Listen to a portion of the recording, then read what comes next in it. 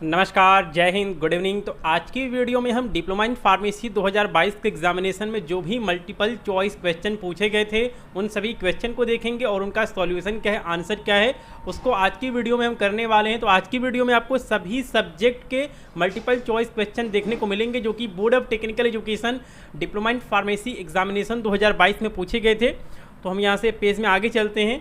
तो देखिए, आपको फार्मेसी पॉइंट चैनल पे 5000 से अधिक आपको मल्टीपल चॉइस क्वेश्चन आपको देखने को मिल जाएंगे। उनकी वीडियो प्लेलिस्ट में आपको देखने को मिल जाएगी, उसका लिंक मैंने आपको डिस्क्रिप्शन बॉक्स में दिया हुआ है। और आने वाले समय में आपको 10,000 से भी ज़्यादा मल्टीपल चॉइस क्वेश्चन जो हैं वो आपको फार्मेसी पॉइंट चैनल पर देखने को मिलेंगे, एग्जिट एग्जाम और जो आपका एग्जामिनेशन होता है उससे रिलेटेड। तो आपको मल्टीपल चॉइस क्वेश्चन की जो प्रैक्टिस है उसको आपको करते रहनी है, और जो भी वीडियो अपलोड किया जाता है उसको आप उसमें जो भी मल्टीपल चॉइस क्वेश्चन करवाए जा रहे हैं आप उनको जरूर से तैयार किया करें। साथ में मैं आपको यहाँ पर टेलीग्राम का जो ग्रुप है उसका भी लिंक मैंने आपको डिस्क्रिप्शन बॉक्स में दिया हुआ है। तो आप फार्मेसी पॉइंट का जो टेलीग्राम ग्रुप है उसको भी आप जरूर से ज्वाइन कर लें, उसका लिंक मैंने आपको डिस्क्रिप्शन बॉक्स में दिया हुआ है। ठीक है, तो सबसे पहले हम यहाँ पे देखते हैं ह्यूमन एनाटॉमी एंड फिजियोलॉजी में क्या पूछा गया था। तो देखिए, यहाँ पे जो पहला क्वेश्चन है वो हमारे सामने आ चुका है कि human skeleton is made of total. तो देखिए, जो हमारा ह्यूमन स्केलेटन है ये हमारा 206 बोन से मिलकर बना होता है, 206 बोन से मिलके बना होता है। तो ऑप्शन नंबर 2 जो है वो इस क्वेश्चन के यहाँ पे सही आंसर हो जाएगा। तो अगर आप 2022 में पूछे गए क्वेश्चन पेपर की पूरी पीडीएफ देखना चाहते हैं या फिर उसका अगर आप वीडियो देखना चाहते हैं तो उसका भी लिंक मैंने आपको डिस्क्रिप्शन बॉक्स में दिया हुआ है। 2022 में जो भी क्वेश्चन पूछे गए थे मैंने आपको कंप्लीट क्वेश्चन पेपर मैंने आपको वीडियो के माध्यम से फार्मेसी पॉइंट चैनल पे अपलोड किया था। तो आप सभी सब्जेक्ट के क्वेश्चन पेपर को फार्मेसी पॉइंट चैनल पर देख सकते हैं, उसका भी लिंक मैंने आपको डिस्क्रिप्शन बॉक्स में दिया हुआ है। ठीक है, तो यहाँ से हमारा पहला जो क्वेश्चन है वो हो चुका है। इसके बाद हम बात करते हैं क्वेश्चन नंबर 2 की, विच of the following group is considered a universal donor. ठीक है, तो यहाँ पे ब्लड ग्रुप दिया गया है, blood group A, blood group B, A B और ओ। तो देखिए, जो हमारा ब्लड ग्रुप ओ होता है, ठीक है, हम यहाँ पे इसको लिख देते हैं ब्लड ग्रुप ओ। जो हमारा ब्लड ग्रुप ओ होता है ये यूनिवर्सल डोनर होता है। ठीक है, ये यूनिवर्सल डोनर होता है, यानी कि ये सभी को अपना ब्लड दे सकता है। ठीक है, यूनिवर्सल डोनर, लेकिन ये सभी से ब्लड ले नहीं सकता है, ये सिर्फ सभी को दे सकता है। और जो हमारा ब्लड ग्रुप ए बी है, ठीक है, blood group A B, blood group A B ये हमारा यूनिवर्सल रेसिपिएंट होता है। ठीक है, यूनिवर्सल रेसिपिएंट ये हमारा होता है, यानी कि ये सभी से ब्लड ले सकता है। ठीक है, तो हमारा यूनिवर्सल डोनर कौन सा हो जाएगा, blood group O. Option number 4 जो है वो यहाँ पे इस क्वेश्चन का यहाँ पे सही आंसर हो जाएगा।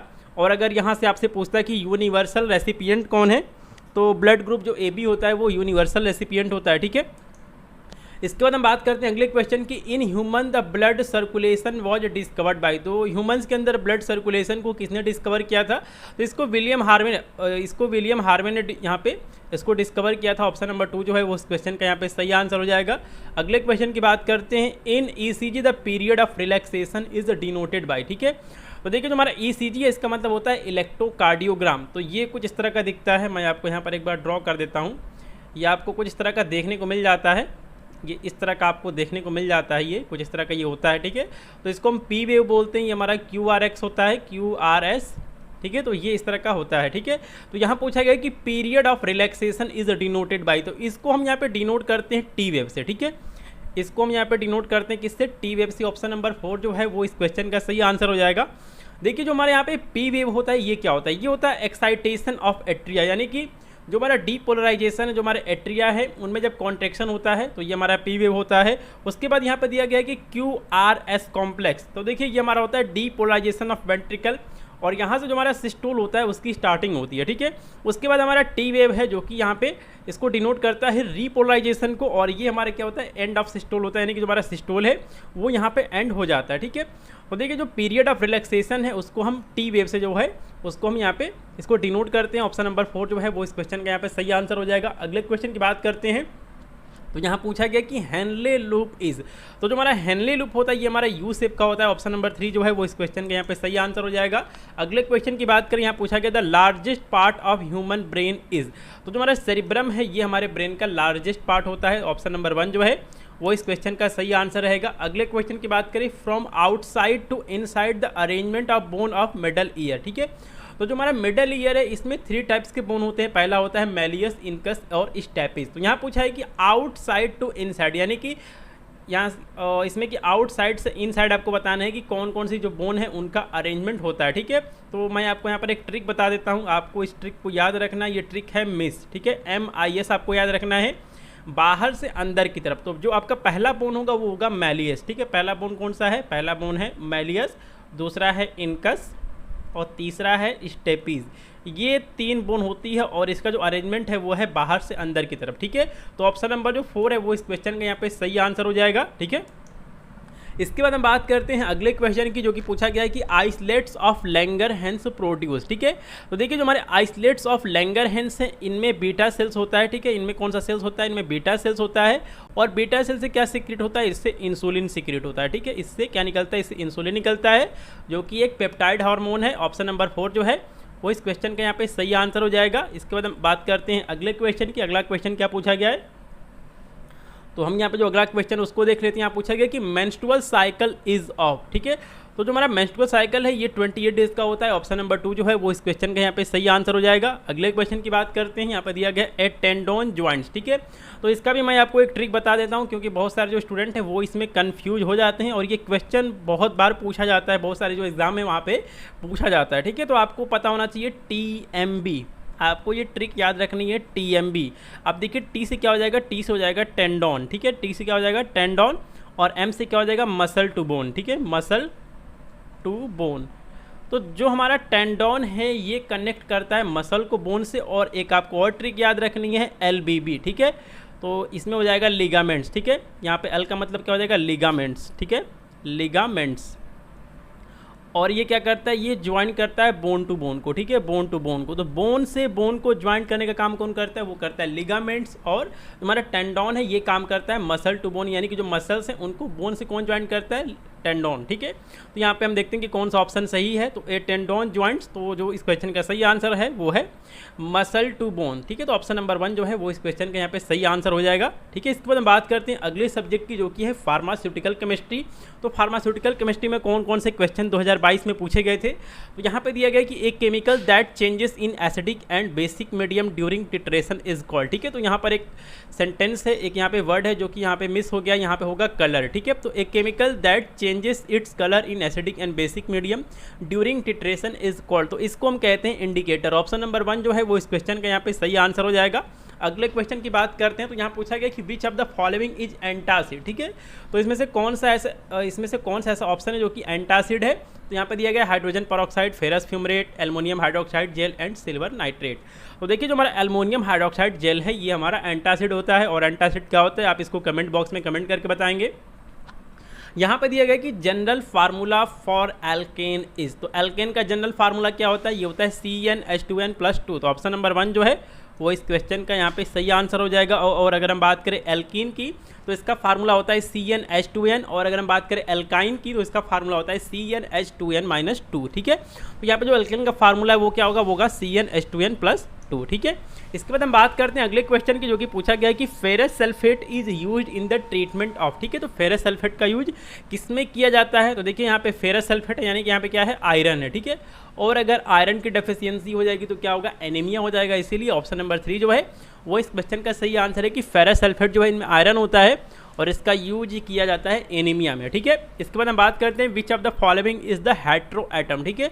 तो अगर आपने फार्मास्यूटिकल केमिस्ट्री में पढ़ा होगा तो आपने बहुत सारे रिंग स्ट्रक्चर पढ़े होंगे। मैं आपको यहाँ पर एक स्ट्रक्चर जो है उसको ड्रॉ कर देता हूँ। तो कार्बन और हाइड्रोजन को छोड़ के जो भी एलिमेंट किसी भी रिंग के अंदर प्रेजेंट होता है उसको हम हेट्रो एटम कहते हैं, ठीक है। तो देखिए यहाँ पे क्या प्रेजेंट है? यहाँ पे नाइट्रोजन प्रेजेंट है। तो ऑप्शन नंबर 3 जो है वो इस क्वेश्चन का यहाँ पे सही आंसर हो जाएगा। ये एक हेट्रो एटम है, ठीक है। इसके बाद हम बात करते हैं अगले क्वेश्चन की, जो कि पूछा गया कि which of the following is anti neoplastic drug. तो एंटी नियोप्लास्टिक ड्रग्स या फिर एजेंट्स क्या होते हैं? तो ये ऐसे एजेंट्स होते हैं जिनका कि यूज किया जाता है किसमें? कैंसर में, ठीक है। तो ये एंटी कैंसर ड्रग होती हैं, जो भी कैंसर के पेशेंट हैं उनमें इनका यूज किया जाता है। तो यहाँ पे जो मीथोट्रिजेट है ये एक एंटी नियोप्लास्टिक ड्रग है। तो अगर आप फार्मास्यूटिकल केमिस्ट्री में एंटी नियोप्लास्टिक एजेंट्स का जो चैप्टर है अगर आप इसको पढ़ते हैं तो आपको मीथोट्रिजेट के बारे में पढ़ने को मिलेगा, ठीक है। इसके बाद हम बात करते हैं अगले क्वेश्चन की। तो यहाँ पूछा गया कि Calpol is the brand name of which of the following. तो देखिए फार्मास्यूटिकल केमिस्ट्री में क्या करना है कि आपको ब्रांड नेम याद रखना है, इसके अलावा आपको केमिकल स्ट्रक्चर भी याद रखना है, आपको इसके अलावा IUPAC नोमेनक्लेचर भी आपको पता होना चाहिए, जो भी मेडिसिन दी गई है, ड्रग दी गई हैं। तो देखिए ये जो हमारा कालपोल है, ये हमारा ब्रांड नेम किसका है, पैरासीटामोल का। ऑप्शन नंबर 4 जो है वो इस क्वेश्चन का यहाँ पे सही आंसर हो जाएगा। अगले क्वेश्चन की बात करते हैं। यहाँ पर दिया गया कि 5,5-डाइफिनाइल इमिडाजोलिन 2,4-डायोन is the chemical name of. तो देखिए यहाँ पे पूछा गया है IUPAC नोमेनक्लेचर से।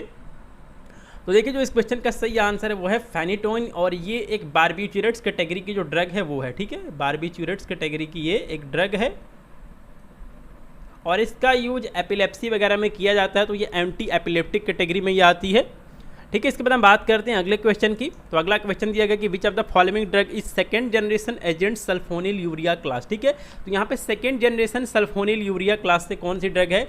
तो देखिए आपको फार्माकोलॉजी और फार्मास्यूटिकल केमिस्ट्री में आपको क्लासिफिकेशन जरूर से याद रखना है। क्लासिफिकेशन भी एग्जाम में पूछा जाता है और क्लासिफिकेशन से भी बहुत सारे जो क्वेश्चन है वो बन जाते हैं, ठीक है। तो यहाँ दिया गया कि सेकेंड जनरेशन सल्फोनिल यूरिया कौन सा है। तो देखिए यहाँ पे जो ऑप्शन सही है वो है ग्लीबेनक्लामाइड, ठीक है। और इसके जो और एग्जाम्पल है वो आपका हो जाएगा ग्लिम्पिराइड, ग्लिपिजाइड। तो ये इसके अदर एग्जाम्पल हैं। तो यहाँ पे जो इस क्वेश्चन का सही आंसर है वो है ग्लीबेनक्लामाइड। इसके बाद हम बात करते हैं अगले क्वेश्चन की। यहाँ पूछा गया कि ग्रीसियोफुल्विन इज, ठीक है। तो जो हमारा ग्रीसियोफुल्विन है ये एंटी फंगल होता है। तो ऑप्शन नंबर 3 जो है वो इस क्वेश्चन का सही आंसर हो जाएगा। तो अब तक हमने ह्यूमन एनाटॉमी एंड फिजियोलॉजी और फार्मास्यूटिकल केमिस्ट्री के 2022 में जो भी MCQ पूछे गए थे उनका सॉल्यूशन देख लिया है कि उनके सही सॉल्यूशन क्या हो गया, ठीक है। इसके बाद हम बात करते हैं अगले सब्जेक्ट की जो कि है फार्मास्यूटिक्स। तो फार्मास्यूटिक्स में कौन कौन से जो क्वेश्चन है वो मल्टीपल चॉइस क्वेश्चन में पूछे गए थे। तो आप यहाँ पे देख सकते हैं जो पहला क्वेश्चन पूछा गया वो पूछा गया the full form of FIP in pharmacy. तो FIP का मतलब क्या होता है, इसका मतलब होता है इंटरनेशनल फार्मास्यूटिकल फेडरेशन। तो हम देखते हैं कि इंटरनेशनल फार्मास्यूटिकल फेडरेशन कहाँ लिखा है। तो ऑप्शन नंबर 3 में ये लिखा हुआ है। ऑप्शन नंबर 3 जो है वो इस क्वेश्चन का यहाँ पे सही आंसर हो जाएगा। चलिए इसके बाद हम अगला क्वेश्चन देखते हैं कि अगला क्वेश्चन क्या पूछा गया। तो यहाँ पूछा गया the solvent used for extraction is known as. तो देखिए जब आप एक्सट्रैक्शन का जो चैप्टर है फार्मास्यूटिक्स में उसको पढ़ेंगे तो आपको वहाँ पर पढ़ना होगा मेंस्ट्रम क्या होता है, इसके अलावा परकोलेशन क्या होता है। तो ये सारी चीज़ें आपको वहाँ पे पढ़नी होगी। तो यहाँ पर दिया गया कि ऐसा सॉल्वेंट जिसका कि यूज किया जाता है एक्सट्रैक्शन के प्रोसेस में उसको क्या कहते हैं। तो इसको मेंस्ट्रम कहते हैं। ऑप्शन नंबर 1 जो है वो इस क्वेश्चन का यहाँ पे सही आंसर हो जाएगा, ठीक है। इसके बाद बात करते हैं अगले क्वेश्चन की जो कि पूछा गया कि सिंपल सिरप IP इज, ठीक है। तो सिंपल सिरप क्या होता है, सिंपल सिरप होता है 66.7% weight by wait solution of sucrose. तो देखिए आप जो भी सब्जेक्ट डिप्लोमा इन फार्मेसी में पढ़ रहे हैं इसमें आपको बिल्कुल ध्यान से पढ़ना होगा, पॉइंट टू पॉइंट पढ़ना होगा, क्योंकि अभी आपका एग्जाम भी हो रहा है और आपका एग्जिट एग्जामिनेशन भी हो रहा है जहाँ पे कि आपसे मल्टीपल चॉइस क्वेश्चन पूछा जाता है, ठीक है।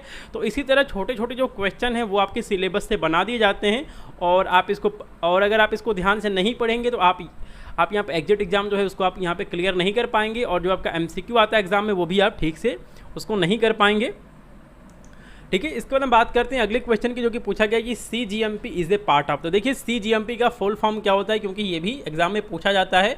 तो CGMP का यहाँ पे फुल फॉर्म होता है करेंट गुड मैन्युफैक्चरिंग प्रैक्टिस, ठीक है। CGMP का मतलब हो गया करेंट गुड मैन्युफैक्चरिंग प्रैक्टिस और ये किसका पार्ट है, तो ये पार्ट होता है क्वालिटी कंट्रोल का। ऑप्शन नंबर 1 जो है वो इस क्वेश्चन का यहाँ पे सही आंसर हो जाएगा।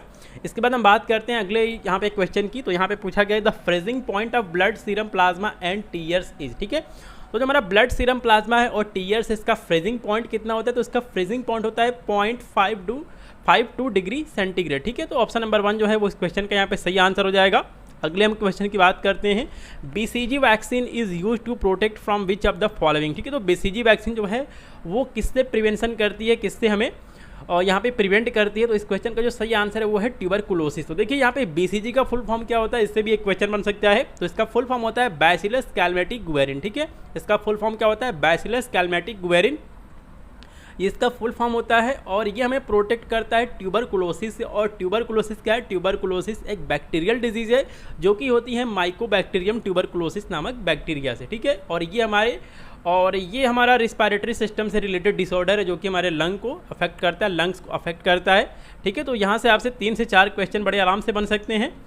तो चलिए इसके बाद हम अगला क्वेश्चन देखते हैं। यहाँ पूछा गया कि which of the following is an example of novel drug delivery system, जिसको कि हम शॉर्ट में NDDS भी लिखते हैं, ठीक है। इसको हम शॉर्ट में NDDS भी लिखते हैं, NDDS, ठीक है। तो यहाँ पे नोवेल ड्रग डिलीवरी सिस्टम का एग्जाम्पल कौन सा है, तो जो इस क्वेश्चन का यहाँ पे सही आंसर हो जाएगा वो हो जाएगा इम्प्लांट, ठीक है। ऑप्शन नंबर 3 जो है वो इस क्वेश्चन का यहाँ पे सही आंसर हो जाएगा। इसके बाद हम बात करते हैं अगले क्वेश्चन की। तो यहाँ पूछा गया कि minimum qualification to become a registered pharmacist under pharmacy act 1948, ठीक है। तो देखिए फार्मास्यूटिकल जूरिस्प्रूडेंस का जो पेपर होता है, इसके अलावा अभी आपका फार्मेसी एथिक्स एंड लॉ हो गया, उसमें ये क्वेश्चन पूछा जाता है कि फार्मेसी एक्ट को कब पास किया गया था। तो इसको 1948 में पास किया गया था, तो ये भी आपका एक क्वेश्चन बन जाता है। तो देखिए जो मिनिमम क्वालिफिकेशन है फार्मेसी एक्ट में रजिस्टर्ड फार्मासिस्ट बनने के लिए वो है diploma in pharmacy. Option number 2 जो है वो इस क्वेश्चन का यहाँ पे सही आंसर हो जाएगा। अगले क्वेश्चन की बात कर लेते हैं। तो यहाँ पे दिया गया कि इन sugar coating of tablet ceiling is done by. देखिए जो हमारा शुगर कोटिंग है इसको किया जाता है, जो भी अडर होता है, टेस्ट होता है, जो कि बिटर होता है टैबलेट को, उसको यहाँ पे हाइड करने के लिए, छुपाने के लिए, ठीक है। तो इसमें कौन सा ऐसा एजेंट है जिसका कि यूज किया जाता है सीलिंग में। तो इस क्वेश्चन का जो सही आंसर है वो है सेलाक। और इस समय क्या है कि इस समय बहुत सारे जो एजेंट हैं उनका यूज इस समय किया जाता है, इस समय सेलाक का जो यूज है वो नहीं किया जाता है, ठीक है। इसके बाद हम बात करते हैं अगले क्वेश्चन की कि अगला क्वेश्चन जो है वो क्या पूछा गया है, ठीक है। तो यहाँ पर दिया गया कि रेक्टिफाइड स्पिरिट कंटेन। तो देखिए जो हमारा रेक्टिफाइड स्पिरिट कंटेन, जो इस क्वेश्चन का सही आंसर होगा वो होगा 90% वॉल्यूम बाई वॉल्यूम एथेनॉल। तो देखिए जो हमारा रेक्टिफाइड स्पिरिट होता है इसमें अल्कोहल की क्वांटिटी बहुत ही ज़्यादा होती है, ठीक है। तो ऑप्शन नंबर 4 जो है वो इस क्वेश्चन का यहाँ पे सही आंसर हो जाएगा। इसके बाद हम बात करते हैं अगले सब्जेक्ट की। तो देखिए इसके बाद हम मल्टीपल चॉइस क्वेश्चन देखने वाले हैं सोशल फार्मेसी का। तो देखिए अगर आप डी फॉर्म सेकेंड ईयर में हैं तो यहाँ पे जो भी क्वेश्चन पूछे गए हैं ये आपके एग्जिट एग्जामिनेशन में भी पूछे जा सकते हैं। तो अगर आप डी फॉर्म सेकेंड ईयर के स्टूडेंट हैं फिर भी आप इस वीडियो को देख सकते हैं, और आपको फर्स्ट ईयर की जो अपनी प्रिपरेशन है, पढ़ाई है, उसको भी आपको कंटिन्यू करनी है, क्योंकि 2023 में 100% एग्जिट एग्जामिनेशन होने वाला है, ठीक है। तो यहाँ पे देखिए जो पहला क्वेश्चन पूछा गया वो पूछा गया कि which of the following is the water borne disease. तो इसमें से वाटर बॉर्न डिजीज कौन सी है, तो वो है अमीबियासिस। और ये किससे होता है, ये होता है अमीबा, ये हमारा होता है एंट अमीबा हिस्टोलिटिका से, ठीक है। तो ये एक वाटर बॉर्न डिजीज है, ठीक है। इसके बाद हम बात करते हैं अगले क्वेश्चन की। तो यहाँ पर दिया गया कि the noise of which intensity become pollutant. तो जो हमारा नॉइज़ है, शोर है, अगर इसकी इंटेंसिटी 75 डेसिबल से ऊपर होगी, ठीक है, अगर ये 75 डेसिबल से ऊपर होगी तो ये पॉल्यूटेंट बन जाएगा। तो हम यहाँ पे देख लेते हैं, तो यहाँ पे 30, 60, 70 दिया गया है, ये हमारा तीनों गलत है। इसका मतलब 100 डेसिबल जो है वो इस क्वेश्चन का यहाँ पे सही आंसर हो जाएगा। अगले क्वेश्चन की बात करते हैं, मेंस्ट्रुअल साइकिल इज ऑफ। तो मेंस्ट्रुअल साइकिल जो है वो 28 डेज़ का होता है, और यही सेम क्वेश्चन ह्यूमन एनाटॉमी में भी पूछा गया है, और यही क्वेश्चन यहाँ पे सोशल फार्मेसी में भी पूछा गया है, ठीक है। इसके बाद हम बात करते हैं अगले क्वेश्चन की, the most commonly used chemical for artificial ripening of fruits. तो जो भी फ्रूट्स हैं उनको आर्टिफिशियल तरीके से पकाने के लिए, राइपनिंग करने के लिए कौन से केमिकल का यूज किया जाता है। तो जो भी फल हैं, फ्रूट्स हैं, उनको आर्टिफिशियल रूप से पकाने के लिए कैल्शियम कार्बाइड का यूज किया जाता है। ऑप्शन नंबर 3 जो है वो इस क्वेश्चन का सही आंसर है, इसको CaC2 से डिनोट करते हैं, ठीक है। इसके बाद हम बात करते हैं अगले क्वेश्चन की। तो यहाँ पर दिया गया कि which of the following is a nutraceutical, यानी कि न्यूट्रिशियन प्लस स्यूटिकल, ठीक है। तो यहाँ पे ओमेगा 3 फैटी एसिड जो है ये हमारा एक न्यूट्रास्यूटिकल होता है। चलिए इसके बाद हम अगला क्वेश्चन देखते हैं कि अगला क्वेश्चन जो है वो क्या पूछा गया है, ठीक है। तो यहाँ पे दिया गया कि scurvy is due to deficiency of. Scurvy किस विटामिन की कमी से होता है, तो ये विटामिन सी की कमी से होता है, जिसको कि हम सिट्रिक एसिड भी कहते हैं। ऑप्शन नंबर 3 जो है वो इस क्वेश्चन का यहाँ पे सही आंसर हो जाएगा, ठीक है। इसके बाद हम बात करते हैं अगले क्वेश्चन की।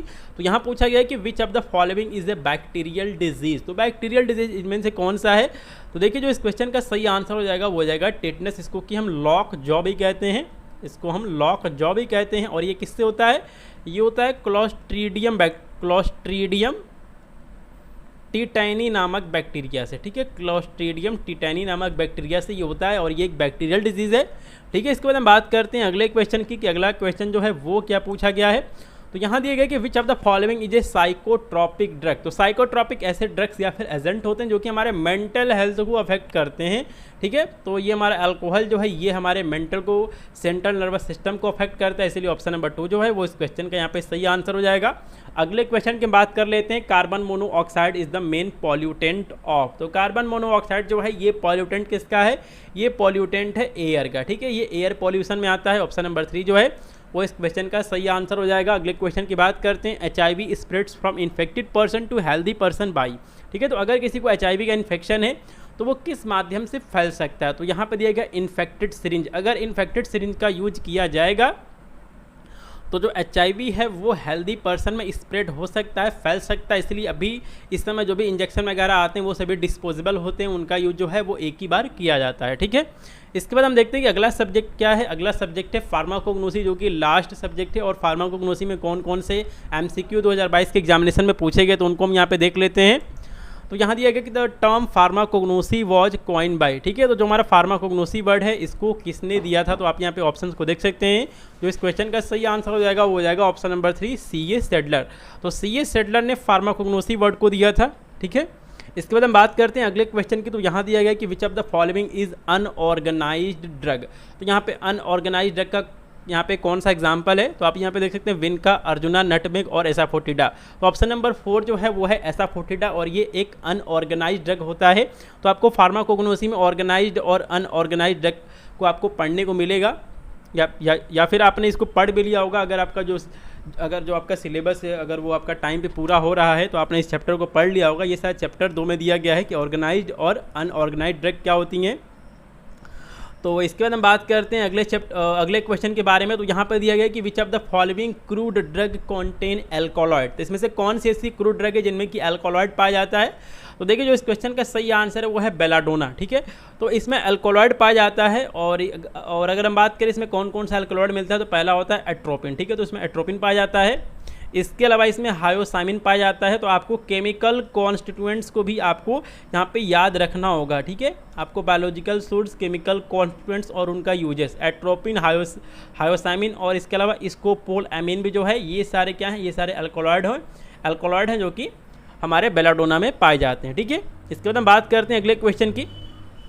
तो यहाँ पे दिया गया है कि which of the following is diuretic. इसमें से डायूरेटिक कौन सा है, तो डायूरेटिक्स ऐसे एजेंट्स होते हैं जो कि यूरिन फ्लो को बढ़ाते हैं। ठीक है, तो यहाँ पे जो पुनर्नवा है ये हमारा डायूरेटिक है। ठीक है, ऑप्शन नंबर 1 जो है वो इस क्वेश्चन का यहाँ पे सही आंसर हो जाएगा। अगले क्वेश्चन की बात करें, who coin the term nutraceutical. तो न्यूट्रास्यूटिकल वर्ड को किसने दिया था, कौन से साइंटिस्ट ने दिया था, तो जो इस क्वेश्चन का सही आंसर है वो है स्टीफन डैफलिस। तो स्टीफन डैफलिस ने सबसे पहले यहाँ पे जो वर्ड है न्यूट्रास्यूटिकल उसको दिया था। ठीक है, इसके बाद हम बात करते हैं अगले क्वेश्चन की। अगला क्वेश्चन क्या यहाँ दिया गया कि the main chemical constituents of garlic is. तो जो हमारा गार्लिक है इसका मेन केमिकल कॉन्स्टिट्यूएंट्स क्या होता है, तो इसका जो मेन केमिकल कॉन्स्टिट्यूएंट्स है वो है एलिसिन। ठीक है, ऑप्शन नंबर 4 जो है वो इस क्वेश्चन का यहाँ पे सही आंसर हो जाएगा। अगले क्वेश्चन की बात करते हैं, विच of the following is not an Ayurvedic formulation. तो यहाँ पे जो भी ऑप्शन दिए गए इसमें से कौन सा ऐसा है जो कि आयुर्वेदिक फॉर्मुलेशन नहीं है। ठीक है, तो यहाँ पे जो क्रीम है ये हमारा आयुर्वेदिक फॉर्मुलेशन नहीं है, बाकी अश्व, भस्मा और जो गुटिका हैं ये सारे फॉर्मुलेशन हैं, ये सारे आयुर्वेदिक फॉर्मुलेशन हैं। ठीक है, इसके बाद हम बात करते हैं कि अगला जो क्वेश्चन है वो क्या पूछा गया। तो यहाँ पूछा गया कि which of the following is an organised drug. तो इसमें से कौन सा ऐसा है जो कि ऑर्गेनाइज्ड ड्रग है। तो देखिए जो इस क्वेश्चन का सही आंसर हो जाएगा वो हो जाएगा ऑप्शन नंबर 3 जिंजर, क्योंकि ये हमें राइजोम से मिलता है। ठीक है, ये हमें राइजोम से मिलता है, तो ये हमारा ऑर्गेनाइज्ड ड्रग हो जाएगा। और बाकी सब जो है ये सारे रेजिन वगैरह होते हैं, तो ये सारे अनऑर्गेनाइज्ड ड्रग की कैटेगरी में आएंगे। चलिए इसके बाद अगला क्वेश्चन जो है इसको हम देख लेते हैं कि who is the father of homeopathy. तो होम्योपैथी का फादर कौन है, तो देखिए जो हमारा फार्माकोग्नोसी है इसका शायद चैप्टर नंबर 1 की 2 इसमें आपको इंडियन सिस्टम ऑफ मेडिसिन पढ़ने को मिलेगा और इसमें आपको होम्योपैथी, सिद्धा और आयुर्वेदा के बारे में पढ़ने को मिलेगा। तो इसमें आपको इसका जो आंसर है वो आपको देखने को मिल जाएगा। सैमुअल हैनीमैन जो हैं वो फादर ऑफ होम्योपैथी हैं। ठीक है, इसके बाद हम बात करते हैं अगले क्वेश्चन की। अगला क्वेश्चन क्या पूछा गया है, तो यहाँ पूछा गया कि sterile threads use to tie up a blood vessels are known as. ठीक है, तो ऐसे स्टेराइल थ्रेड्स जिनका कि यूज किया जाता है ब्लड वेजल्स को टाई अप करने में, तो इनको हम लिगेचर्स कहते हैं। ऑप्शन नंबर 1 जो है वो इस क्वेश्चन का यहाँ पे सही आंसर हो जाएगा। तो आज की वीडियो में 2022 के एग्जामिनेशन में जो भी MCQ पूछे गए थे उनका आपको आंसर यहाँ पे देखने को मिला है। और अगर आप कंप्लीट क्वेश्चन पेपर देखना चाहते हैं तो उसका भी लिंक मैंने आपको डिस्क्रिप्शन बॉक्स में दिया हुआ है। आप कंप्लीट क्वेश्चन पेपर को जो है आप उसको देख सकते हैं और अभी से आप अपने एग्जामिनेशन की तैयारी करें, जिससे कि जब भी आपका एग्ज़ाम आए तो आप उस समय बिल्कुल प्रिपेयर रहें और अपना एग्ज़ाम दे पाएँ। साथ में जो भी मल्टीपल चॉइस क्वेश्चन की वीडियो अपलोड की जाती है उनको आप यहाँ पे रेगुलर से ज़रूर देखा करें और जो भी आपके क्लासमेट्स हैं उनके साथ इस वीडियो को ज़रूर से शेयर कर दें। तो जो आज का सेशन है उसको हम यहीं पे ख़त्म करते हैं। जय हिंद, गुड इवनिंग।